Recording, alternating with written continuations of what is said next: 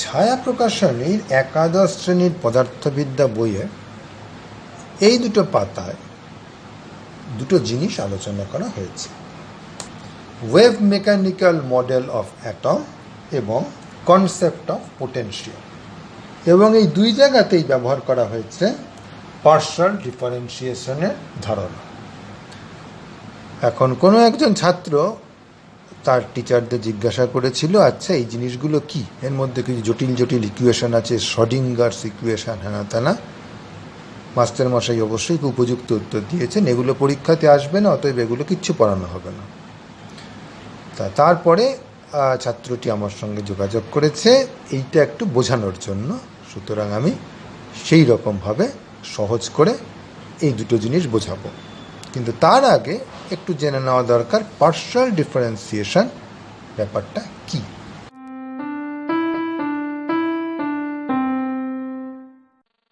আমরা যখন সাধারণভাবে ডিফারেন্সিয়েশন শেখা শুরু করি, প্রথমেই আমাদের কিছু এরকম ফাংশন দেওয়া হয় এবং তারপর সেটাকে আমরা হঠাৎ করে ডিফারেন্সিয়েট করে দিই এইভাবে যে এটাকে ডিফারেন্সিয়েট করলে হবে মাইনাস কস এক্স।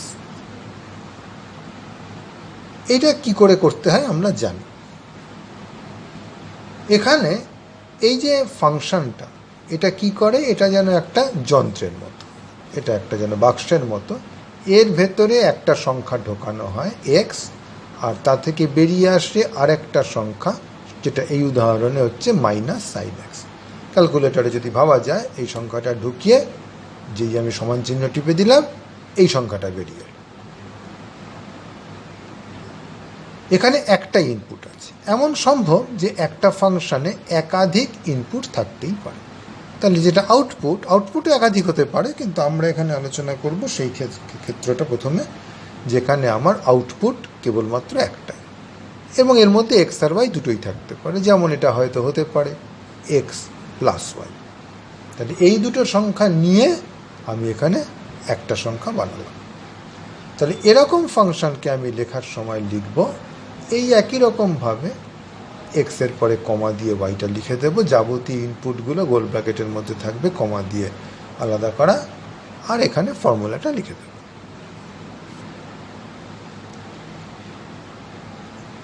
এই রকম ফাংশন দুটো ইনপুট নেয়, একটা আউটপুট দেয়। চাইলে তিনটে ইনপুট নিতে পারে এক্স ওয়াই জেড, একটা আউটপুট দেয়। ইচ্ছে করলে এমনও হতে পারে যে দুটো ইনপুট নিয়ে দুটো আউটপুট দেয়, দুটো আলাদা সংখ্যা দিচ্ছে। আমি এটা একটা নিয়েছি, অন্যটা হতে পারে ই টু দি পাওয়ার এক্স। তাহলে এটাকে কি করে লিখব? এফ এক্স ওয়াই, এখানেও একটা গোল ব্র্যাকেট দিয়ে লিখব ই টু দি পাওয়ার এক্স। অর্থাৎ দুটো ইনপুট দুটো আউটপুট, তিনটে চারটে পাঁচটা যতগুলো খুশি ইনপুট হতে পারে, যতগুলো খুশি আউটপুট হতে পারে, এদের সংখ্যার মধ্যে কোনো সম্পর্ক থাকার দরকার নেই। কতগুলো ইনপুট কতগুলো আউটপুট যেমন খুশি পছন্দ করলেই হলো। যেমন একটা সহজ উদাহরণ দিয়ে দেখাই। এফ এক্স ওয়াই হচ্ছে এক্স প্লাস ওয়াই আর ওয়াই স্কোয়ার মাইনাস এক্স, দুটো ইনপুট দুটো আউটপুট। আমি যদি এখানে বার করতে চাই f2,3 কত হবে, তার মানে এক্সের জায়গায় আমি 2 বসাবো, ওয়াইয়ের জায়গায় 3। তাহলে এখানে 2 যোগ 3 হয়, প্রথম আউটপুটটা হবে 5, পরেরটা 3-এর স্কোয়ার 9, 9 থেকে 2 গেলে হবে 7, পরের আউটপুটটা হবে 7। তার মানে আমি দুটো সংখ্যা ঢোকালাম, 2 আর 3, বেরোলো দুটো সংখ্যা 5 আর 7। নাহলে বোঝা গেল যে এরকম ফাংশন কি করে কাজ করে।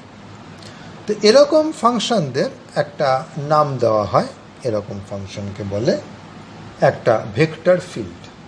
কেন ভেক্টর ফিল্ড বলে সেটা আমি একটু পরেই যখন ওই বিভবের ধারণা, পোটেনশিয়ালের কনসেপ্ট বোঝাবো, তখন ছবি দিলেই বোঝা যাবে।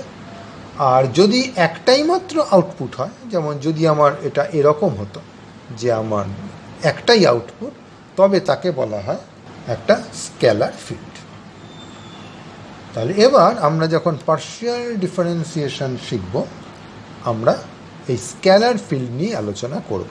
ভেক্টর ফিল্ডটা বললাম তার কারণ এক্ষুনি আমাদের ওটা কাজে লাগবে, কিন্তু প্রথমে আমরা স্কেলার ফিল্ড নিয়েই কাজ করব। সেটা নিয়ে কাজ করাটা অপেক্ষাকৃত সহজ।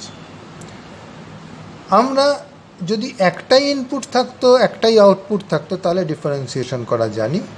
এখানে আমাদের এই উদাহরণে দুটো ইনপুট আছে, সেক্ষেত্রে আমরা যেটা করি সেটা হচ্ছে পার্শিয়াল ডিফারেন্সিয়েশন।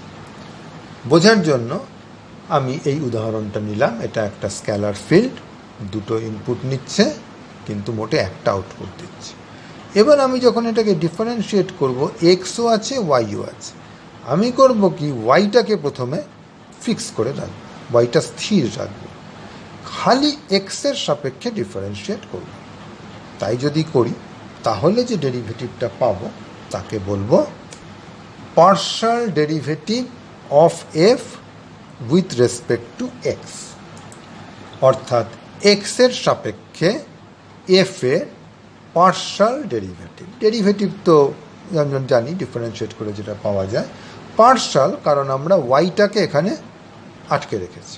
তাহলে যেটা আমি একটু ছোট্ট করে করে দেখি, ওয়াইটাকে আমি একটা ধ্রুবক বলে মনে করছি, তাহলে আমি যখন এটাকে ডিফারেন্সিয়েট করব, ঠিক যেমন 2x-কে ডিফারেন্সিয়েট করলে 2 হয়, 5x-কে ডিফারেন্সিয়েট করলে 5 হয়, তেমনি এটাকে ডিফারেন্সিয়েট করলে হবে y minus x square. X দিয়ে ডিফারেন্সিয়েট করছি, সুতরাং এটা হয়ে গেল 2x। ওয়াই কিউব, মনে রেখো ওয়াইটা কিন্তু ধ্রুবক হয়ে আছে, এর মধ্যে কোনো এক্স নেই, সুতরাং এটা ধ্রুবককে ডিফারেন্সিয়েট করলে 0 হয়, তাই এটা যোগ 0। তাহলে আমি বলতে পারি এই ফাংশনটার বা এই স্কেলার ফিল্ডের partial derivative with respect to x হচ্ছে ওয়াই মাইনাস 2x।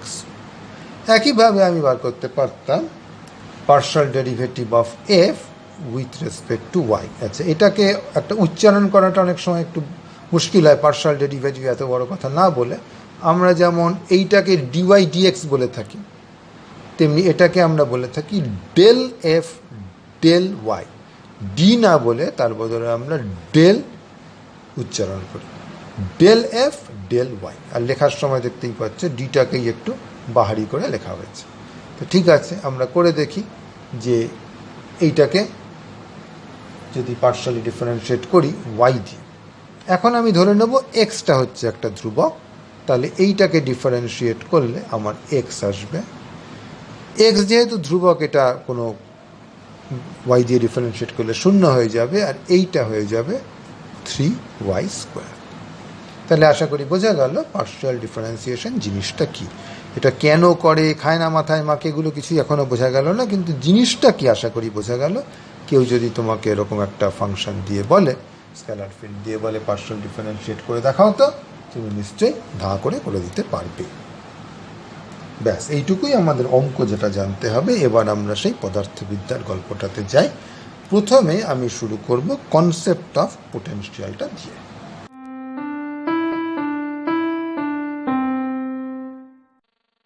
ধরো এটা একটা টেবিল, তার উপর আমি একটা গ্রাফ কাগজ পেতে রেখেছি। এইগুলো গ্রাফ কাগজের আমি ছকগুলো আর লাইনগুলো টানিনি, খালি বিন্দু বিন্দু দিয়ে দেখিয়েছি।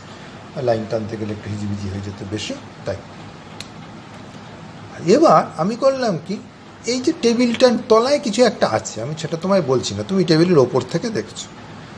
তোমাকে একটা ছোট্ট কম্পাস দেওয়া হলো, কম্পাস মানে সেই চুম্বকের কম্পাস, মানে জ্যামিতি বাক্সের কম্পাসের কথা বলছি না, ছোট্ট একটা কম্পাস দেওয়া হলো। সেটাকে তুমি বিভিন্ন বিন্দুতে বসিয়ে বসিয়ে দেখলে যে যেখানে কম্পাসটা বসাচ্ছ তার উপর নির্ভর করে কম্পাসের দিকটা বদলে বদলে যাচ্ছে। তার মানে কিছু একটা টেবিলের তলায় আছে। তুমি এমনি যদি বসাতে সবসময় উত্তর দক্ষিণ হয়ে থাকতো, তা কিন্তু হচ্ছে না। এখানে বসালে একদিকে মুখ করে থাকছে, এখানে নিলে অন্যদিকে মুখ করছে, এখানে নিলে অন্যদিকে মুখ করছে, এখানে নিলে অন্যদিকে মুখ করছে। তুমি করলে কি, কম্পাসটা বিভিন্ন জায়গায় বসিয়ে বসিয়ে দেখলে কীরকম এটা আচরণ করছে, এবং আবিষ্কার করলে যে সেটা দেখাচ্ছে এই রকম। এগুলোর দিকে তাকিয়ে তোমার কি মনে হবে না যে এই যে বিভিন্ন দিকে চুম্বকটা যেখানে বসাচ্ছি এরকম, মানে এই দিকে তীর চিহ্ন দিয়েছি, সেদিকটা হচ্ছে চুম্বকের, ছোট্ট চুম্বকটার উত্তর মেরুটা ওই দিকে তাকিয়ে আছে। কিছু একটা ব্যাপার আছে, এদের বললো কিন্তু এলোমেলো নয়, একটা প্যাটার্ন আছে। সেই প্যাটার্ন থেকে তুমি স্বাভাবিকভাবেই আন্দাজ করবে এইখানটাতে কিছু একটা আছে। টেবিলের তলায় এইখান থেকে উত্তর মেরুগুলো খালি পালাতে চাইছে, দূরে চলে যাচ্ছে। সম্ভবত টেবিলের তলায় কোনো একটা, এটা যদি তোমার টেবিল হয়, এর নিচে কেউ এরকম একটা বার ম্যাগনেট ধরে রেখেছে, যার উত্তর মেরুটা এটার কাছে রয়েছে, ফলে তোমার কম্পাসের উত্তর মেরুটা খালি ওটার থেকে দূরে পালাবার চেষ্টা করছে। তাহলে দেখো, এগুলো যদি একেবারে এলোমেলো হতো তুমি কিন্তু এই প্যাটার্নটা খুঁজে পেতে না। এখানে দেখে মনে হচ্ছে এই জায়গাটাতে কিছু একটা আছে যেখানে লোকে থাকতে চায় না, এবং সেখান থেকে গোল গোল করে যেন ছড়িয়ে পড়ছে। যত দূরে যেতে পারি তত যেন ভালো, যত দূরে যেতে পারি তত যেন ভালো, এরকম একটা ব্যাপার আছে। এই যে ব্যাপারটা, এটাকেই আমি যখন অঙ্কের ভাষায় লিখব তখনই তুমি পাবে কনসেপ্ট অফ পোটেনশিয়াল বা ওই বিভবের ধারণা। সেই প্রসঙ্গে যাওয়ার আগে বলি, এই যে ছবিটা তুমি দেখছো এর মধ্যে প্রত্যেকটা বিন্দুতে আমি একটা করে তীর এঁকেছি। আমি প্রতিটা বিন্দুতেই আঁকিনি, তাহলে তো হিজিবিজি হয়ে পুরো ছবিটা কালো হয়ে যেত। ঘন ঘন করে অনেকগুলো বিন্দুতে এঁকেছি, কিন্তু যে কোনো বিন্দুতেই তুমি তীরটা আঁকতে পারতে। সেই বিন্দুতে কম্পাসটা বসালেই কম্পাসটা কোন দিকে মুখ করে আছে সেই অনুযায়ী তুমি একটা তীর আঁকতে পারতে। তার মানে প্রত্যেকটা বিন্দুতে একটা করে তোমার তীর চিহ্ন আছে। এখন তীর চিহ্ন কথাটার মানে কি? তীর চিহ্ন মানে তো ভেক্টর, আমরা জানি, তাই না? এটা তো পদার্থবিদ্যা আমরা পড়েছি। আর প্রত্যেকটা বিন্দু মানে কি? আগেই বলেছি, এটা তোমার গ্রাফ কাগজের মতো ভাবতে পারো। তাহলে গ্রাফ কাগজে প্রত্যেকটা বিন্দু মানে হচ্ছে এক্স কমা ওয়াই। তার মানে প্রতিটা বিন্দুতেই যেন তোমার একটা করে ভেক্টর ফলে আছে। তা যদি এগুলো ধানের ক্ষেত হতো তাহলে এটা তুমি কি বলতে? Paddy field. তাহলে প্রত্যেকটা বিন্দুতে একটা করে যদি ভেক্টর ফলে থাকে তাহলে তুমি তাকে কি বলবে? Vector field. যে মাঠে ক্রিকেট খেলা হয় তাকে যদি ক্রিকেট ফিল্ড বলতে পারে, তাহলে যে মাঠে ভেক্টর ফলে থাকে তাহলে ভেক্টর ফিল্ড বলবে না কেন? সেই জন্যই ওই ভেক্টর ফিল্ড কথাটা চালু হয়েছে। আর যদি ভেক্টর ফিল্ড না থেকে প্রত্যেকটাতে একটা করে সংখ্যা থাকে তাহলে তাকে বলবো স্কেলার ফিল্ড, কারণ এমন একটা ক্ষেত যার প্রতিটা বিন্দুতে একটা করে সংখ্যা ফলে আছে, সংখ্যাগুলো হচ্ছে স্কেলার, সেই জন্য তাকে বলে স্কেলার ফিল্ড। এই জন্য এই নাম দুটো হয়েছে। ঠিক আছে, এবার আমাদের ফিজিক্সের প্রসঙ্গে ফিরে আসি। এখানে দেখে মনে হচ্ছে যেন ওই গোল গোল গোল গোল একটা ব্যাপার হচ্ছে। এই বিন্দুটা থেকে যত দূরে পারো পালাও ততই ভালো। তাহলে এই বিন্দু থেকে দূরত্ব, আমি প্রত্যেকটা বিন্দুতে আমি বলতে পারি যেন একটা করে সংখ্যা তার সাথে যোগ আছে। এই বিশেষ বিন্দু থেকে দূরত্ব, যত দূরে যাবে তত শান্তি, যত দূরে যাবে তত শান্তি। ফলে এখানে সবচেয়ে অশান্তি, এখানে তার থেকে বেশি শান্তি, এখানে তার থেকে আরও শান্তি, এখানেও তার থেকে শান্তি, এখানে অশান্তি, কম অশান্তি, আরও শান্তি, আরও শান্তি, এরকম। তার মানে প্রতিটা বিন্দুতে তুমি যেন শান্তির পরিমাণটা মাপতে পারছো। কী দিয়ে মাপছো? একটা সংখ্যা দিয়ে। সংখ্যাটা কি? এইখান থেকে এইটার দূরত্বটা। তাহলে এইটা আমরা এক্ষুনি যেটা শিখেছি সেই অনুযায়ী বললে হবে একটা স্কেলার ফিল্ড, যেটাকে আমি লিখতে পারি শান্তি এক্স কমা ওয়াই। শান্তি হচ্ছে আমার ফাংশনটার নাম দিয়েছি, বাংলায় নাম দিয়েছি বলে অবাক হয় না। এক্স ওয়াই বিন্দুতে কি পরিমাণ আমি শান্তি পাচ্ছি। তাহলে প্রত্যেকটা তীর চিহ্ন কী করার চেষ্টা করছে? যত আরও শান্তির দিকে ছুটে যাচ্ছে। এটা তুমি অনেক জায়গাতেই দেখতে পারো, যেমন এটা যদি একটু উঁচু জায়গা হয় আর এখানে তুমি জল ঢালো, তাহলে জলের কণাগুলো উঁচু জায়গা থেকে ক্রমশই নিচু জায়গায় চলে যাবে। সেক্ষেত্রে হয়তো তুমি শান্তি না বলে অশান্তি বললে একটু বেশি ভালো হবে, কারণ ওরা সবাই অশান্তিটা কমাতে চাইছে। এইভাবে ভাবলে হয়তো বেশি ভালো। তো এই যে অশান্তি বলে যে ফাংশনটা বলেছি, এইটাকে অবশ্যই অশান্তি বলে না, বুঝতেই পারছি আমি মজা করে বলেছি। এটাকেই আমাদের পদার্থবিদ্যায় বলে পোটেনশিয়াল, আর বাংলাতে বলে বিভব। প্রত্যেকটা বিন্দুতে একটা পোটেনশিয়াল আছে, প্রত্যেকটা বিন্দুতে একটা বিভব আছে, সেটা হচ্ছে একটা সংখ্যা। এই উদাহরণে যেমন তুমি বলতে পারো অশান্তির পরিমাণটা হচ্ছে এটা থেকে, আমি অবশ্য অশান্তি বলে ফেলেছি এখন, সুতরাং তাহলে তুমি বলো যে এটার সঙ্গে এটার দূরত্বের মনে করো নেগেটিভটা, কারণ দূরত্ব যত বাড়ে তত শান্তি বাড়ে, আমি অশান্তি বলেছি, উল্টে নিতে হবে একটু, যাই হোক। তাহলে পোটেনশিয়াল বা বিভব মানে হচ্ছে প্রত্যেকটা বিন্দুতে কতটা অশান্তি আছে। আর এই যে ভেক্টর ফিল্ডটা ও সবসময় চেষ্টা করছে অশান্তি কমাতে, অশান্তি থেকে ও শান্তির দিকে ছুটে যাচ্ছে। তেমনি এগুলো যদি প্রচুর পিঁপড়ে হয় আর এখানে তুমি একটু মোমবাতি ধরো, তাহলে পিঁপড়েগুলো সব পাই পাই করে পালাবে। সেক্ষেত্রে তোমার অশান্তির পরিমাণটা মাপবে প্রত্যেকটা বিন্দুতে টেম্পারেচারটা, সেটা হচ্ছে অশান্তিটা মাপছে, এবং পিঁপড়েগুলো সব গরম জায়গা থেকে ঠান্ডা জায়গার দিকে যাওয়ার চেষ্টা করবে। এরকম বিস্তর উদাহরণ দেওয়া যায়। যখনই তুমি এরকম একগুচ্ছ তীর দেখবে, তাদের পেছনে এরকম একটা গল্প অনেক সময় খাড়া করা যায়। তীরগুলো কেন এরকম?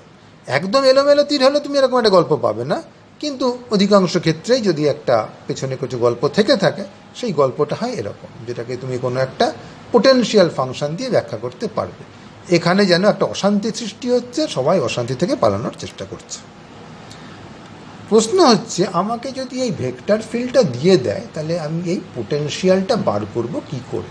এখানে তো ছবিটা দেখে, চোখে দেখে বুঝলাম একটা বিন্দু থেকে দূরে যাচ্ছে, এটা তো একটু জটিল হতে পারতো, তাহলে তো চোখে দেখে করাটা মুশকিল।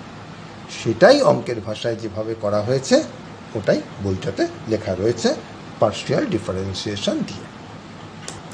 ধরো এক্স ওয়াই হলো একটা বিন্দু, সেই বিন্দুতে আমার অশান্তির পরিমাণ হচ্ছে v f x y, v x y. তাহলে এক্স আর ওয়াই বদলালে অশান্তির পরিমাণও কমবে, বাড়বে, সব কিছু হবে। এই হচ্ছে আমার এক্স ওয়াই বিন্দু।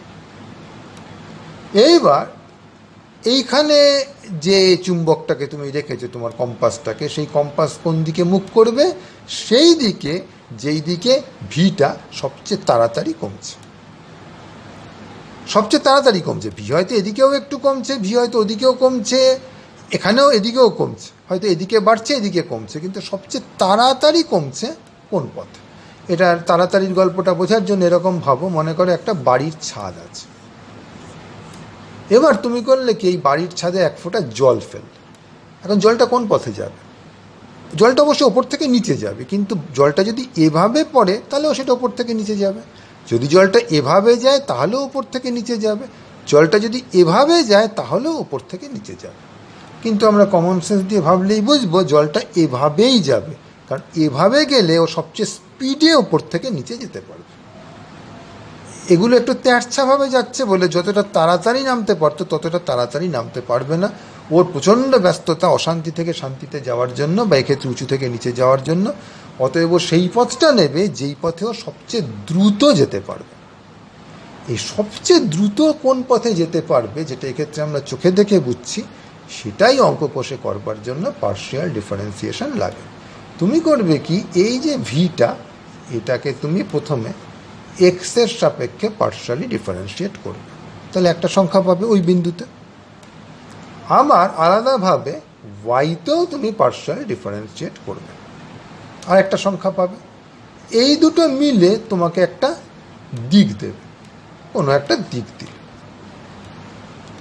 এই দিক বরাবর ফাংশনটা, মানে ভিটা, সবচেয়ে তাড়াতাড়ি বাড়বে। কিন্তু তুমি যেটা চাও না, তুমি তো সবচেয়ে কমাতে চাও, তুমি অশান্তি থেকে শান্তিতে যেতে চাও, তাই তুমি তার আগে একটা মাইনাস বসিয়ে দেবে। তাহলে এইটা হচ্ছে সেই দিক যেই দিকে ভিটা সবচেয়ে দ্রুত কমছে। যেমন এটা যদি উচ্চতা হতো, তাহলে এই দিকটা হতো আমার এই দিকটা।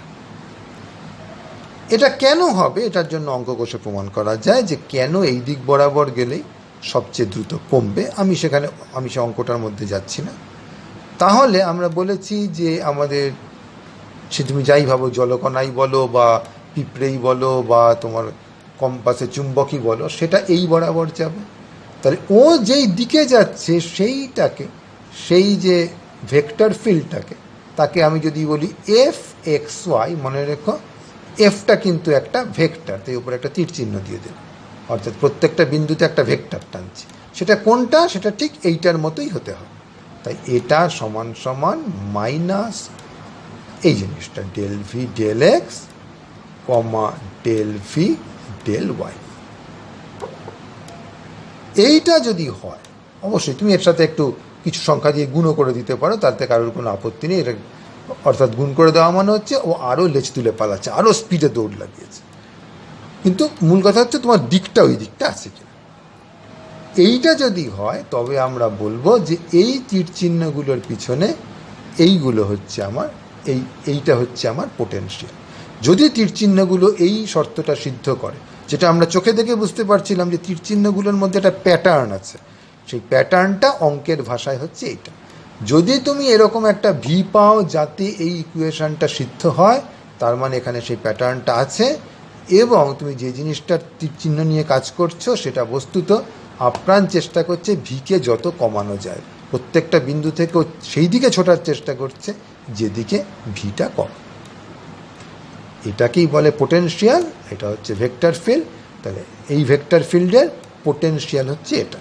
কিন্তু মনে রাখো, ভেক্টর ফিল্ডটা যদি একদম এলোমেলো টাইপের হয় তাহলে এরকম পোটেনশিয়াল তুমি নাও পেতে পারো। যা খুশি এলোমেলো কিছু তীর দিলেই কি আর তুমি এরকম চমৎকার একটা গল্প পাবে না। কিন্তু যদি পেছনে সত্যি একটা কিছু প্যাটার্ন থাকে তাহলে এরকম একটা গল্প পদার্থবিদ্যায় আঁখ ছাড়ি পাওয়া যায়। যে যেমন মনে করো কোনো একটা কিছু ফেলে দিলাম, সেটা নিচের দিকে পড়ছে। কেন পড়ছে? সব জিনিসকেই নিচের দিকে পড়ছে কেন? তার মানে পৃথিবীর কেন্দ্র থেকে কিছু একটা টানছে, সঙ্গে সঙ্গে তুমি একটা পোটেনশিয়ালের গল্প পাবে। অর্থাৎ পৃথিবীর থেকে যত দূরে থাকবো সেটা ওর কাছে অশান্তির কারণ, যত পৃথিবীর কেন্দ্রের দিকে যাবে তত শান্তি পাবে, এবং সব জিনিস শান্তি পাওয়ার জন্য ওইভাবে যাচ্ছে। তখন আমরা একে বলবো গ্র্যাভিটেশনাল পোটেনশিয়াল। যদি চুম্বক দিয়ে করো তখন তাকে বলবো ম্যাগনেটিক পোটেনশিয়াল। এরকম যেটার গল্প সেটার পোটেনশিয়াল। এই হচ্ছে আমাদের বিভবের ধারণা এবং তার পেছনে পার্শিয়াল ডিফারেন্সিয়েশনের গল্প।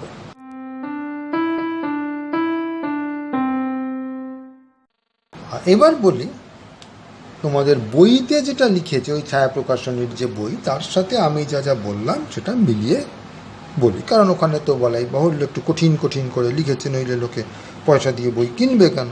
বেশ একটু গুরুগম্ভীর কথা থাকলে তবে তো ভালো লাগে। তাই গুরুগম্ভীরটা কী করে করেছে সেটা দেখা যায়। প্রথম কথা হচ্ছে, ওরা কাজটা করেছে 3 ডাইমেনশনে, ত্রিমাত্রিক। এটা অবশ্য খালি গুরুগম্ভীর করবার জন্য নয়, বাস্তবের জগৎটা তো ত্রিমাত্রিক। আমি তোমাকে বোঝাবার জন্য বোর্ডের ওপরে খালি দ্বিমাত্রিক হিসেবে বুঝিয়েছি এক্স ওয়াই। সুতরাং ওখানে বিন্দুগুলো শূন্যে ভেসে আছে এবং তীরচিহ্নগুলো মোটেই এরকম একেবারে বোর্ডের গায়ে পেতে নেই, বোর্ড থেকে উঠে আছে, এদিক ওদিক হয়ে আছে। সুতরাং ওখানে আমরা যে পোটেনশিয়ালের কথাটা দেখছি বইতে, সেটা হচ্ছে ভি এক্স ওয়াই জেড, মানে শূন্যে প্রতিটা বিন্দুতেই একটা অশান্তির পরিমাণ আছে। এটাই বাস্তব। আমি যদি একদম টেবিলের উদাহরণটা নিয়েছিলাম বলে আমি ইচ্ছে করে চ্যাপ্টা হয়েছিল। আর প্রত্যেকটা বিন্দুতে একটা করে ফোর্সও আছে, সেইটাকে আমি লিখব এইভাবে, যেহেতু এটা একটা ভেক্টর এক্স ওয়াই জেড। তাহলে এটা একটা ভেক্টর, প্রত্যেকটা বিন্দু সেখান থেকে একটা করে তীরচিহ্ন বেরিয়ে আছে। তাহলে আমি এটাকে লিখতে পারি, যেহেতু এটাও একটা ভেক্টর, তারও আবার একটা এক্স কম্পোনেন্ট ওয়াই আর জেড আছে, সেটাকে আমি লিখব এফ নিচে ছোট্ট করে এক্স, এফ নিচে ছোট্ট করে ওয়াই, আর এফ নিচে ছোট্ট করে জেড। তাহলে এইটাও এক্স ওয়াই জেডের উপর নির্ভর করে, এটাও এক্স ওয়াই জেডের উপর নির্ভর করে, এটাও এক্স ওয়াই জেডের উপর নির্ভর করে। একটা ছোট্ট উদাহরণ দেখা যাক। 3টে ইনপুট থেকে 3টে আউটপুট বেরোচ্ছে। 3টে ইনপুট, কারণ কোন বিন্দুতে কাজ হচ্ছে সেটা বোঝাতে তোমার 3টে সংখ্যা লাগছে, এক্স ওয়াই জেড। আউটপুট হচ্ছে ওই বিন্দুতে তুমি যে তীরটা আঁকছো। প্রথম কম্পোনেন্ট হচ্ছে এক্স স্কোয়ার প্লাস ওয়াই, তার মানে এফ এক্স, এটা একটা function X square plus Y. F Y হচ্ছে ওয়াই জেড, এটাও একটা ফাংশন। এটা কিন্তু এক্স ওয়াই জেড সবারই ফাংশন, এখানে জেডটা নেই। এটাও তেমনি এক্স ওয়াই জেড সবারই ফাংশন, এখানে এক্সটা নেই। এইখানে সবাই আছে, Z plus X plus Y e to the power সেটা। তাহলে এটা হচ্ছে এফ জেড। এই 3টে হচ্ছে 3টে কম্পোনেন্ট।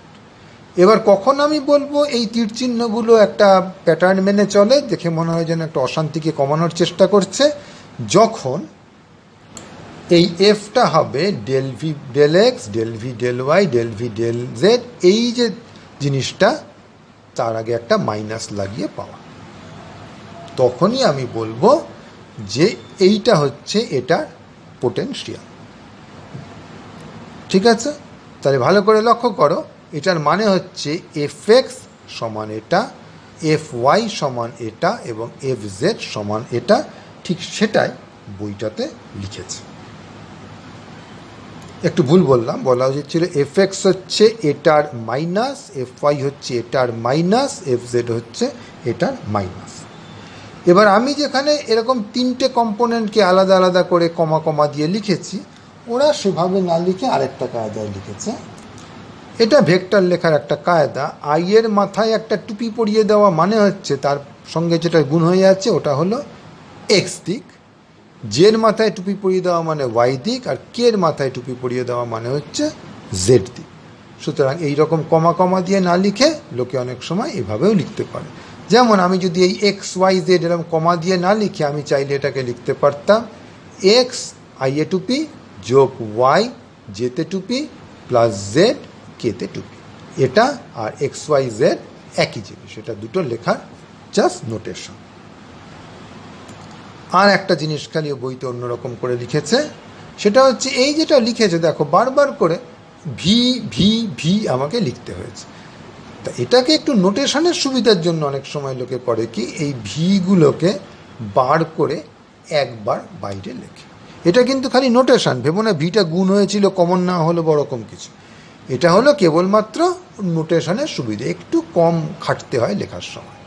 এবার এই যে পুরো পদার্থটা, এই পুরো জিনিসটাকে লোকে সংক্ষেপে লেখে এরকম একটা উল্টোনো ত্রিভুজের চিহ্ন দিয়ে। এটা খুবই প্রচলিত একটা নোটেশন। আমরা লিখব এফ হচ্ছে মাইনাস এই চিহ্নটা ভি, এর নাম হচ্ছে গ্র্যাড। পুরো কথাটা হচ্ছে গ্র্যাডিয়েন্ট, গ্র্যাডিয়েন্টের সংক্ষিপ্ত রূপ হচ্ছে গ্র্যাড। তাহলে এফ হচ্ছে মাইনাস গ্র্যাড ভি। এইটা হওয়া মানে হচ্ছে এফের তীর চিহ্নগুলো এমনভাবে সাজানো যেন ওরা আপ্রাণ চেষ্টা করছে ভিকে যতটা কমানো যায়। আবারও বলছি, তোমাকে একগুচ্ছ তীর চিহ্ন দিলেই এরকম একটা ভি পাবে এমন কোনো কথা নেই। যদি পাও তাহলে তুমি এরকম একটা গল্প ফাঁদতে পারবে, আর যদি না পাও তাহলে সেরকমও এফে হতে পারে। এই পাবো কি না পাবো এর ওপর নির্ভর করে দুটো ভাষা তৈরি করা হয়েছে, কনজারভেটিভ আর নন কনজারভেটিভ। কনজারভেটিভ মানে হচ্ছে আমার তীর চিহ্নগুলো বেশ ভদ্র প্যাটার্ন আছে, তার জন্য আমি এরকম একটা অশান্তির গল্প খাড়া করতে পারি। নন কনজারভেটিভ মানে না, ওরকম কোনো প্যাটার্ন খাড়া করা যাচ্ছে না, একদম এলোমেলো কিছু তীর চিহ্ন। এটারই বাংলা করা হয়েছে সংরক্ষী বল, আর এটাকে বলেছে অসংরক্ষী। সুতরাং যদি সংরক্ষী হয়, কনজারভেটিভ হয়, তাহলেই এই গল্পটা তুমি দিতে পারবে। আর নন কনজারভেটিভ হলে এরকম কোনো ভি তুমি খুঁজে পাবে না। তাহলে এই হচ্ছে পুরো গল্প।